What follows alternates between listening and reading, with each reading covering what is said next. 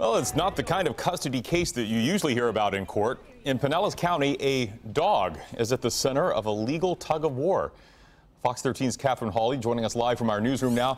So, Catherine, what's happening here? Is this the dissolution of a marriage or some boyfriend-girlfriend splitting up? They can't agree on who gets the dog? Yeah, that's typically the situation you'd expect in this case. But the two people claiming ownership of the black lab were never in a relationship, just close friends and neighbors. And now the 4-year-old canine is caught in the middle. Hey, better. Uh-oh. Tina Walker adopted Alario 2 years ago. He's alive. He likes tennis balls, you know, and going swimming and all that good stuff. Come on. But for the last 5 weeks, she's been sharing custody of the canine with her former Madeira Beach neighbor. Last month, it was up to a Pinellas County judge to decide who was the dog's rightful owner. I don't understand it because in the state of Florida, a dog is property.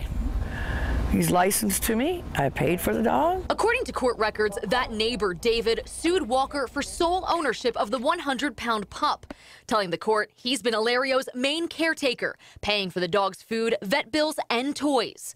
In the paperwork, David writes, "Alario and I have a very strong bond love for each other. He has been with me 24/7 for the last year and a half, and I believe that Alario is my dog and should stay with me."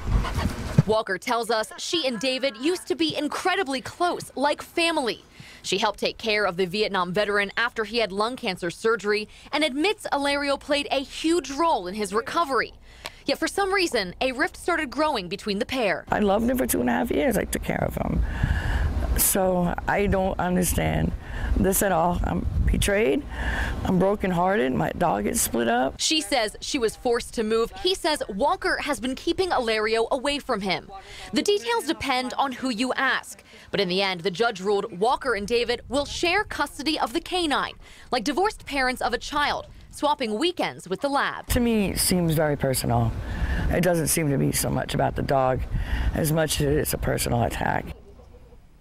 Now, last week, Walker filed an appeal of the joint custody judgment. We stopped by David's house today, but he didn't want to comment about the case on camera. Chris? Gotta admit, haven't heard one like that before. All right, Catherine Hawley live for us. Thanks, Catherine.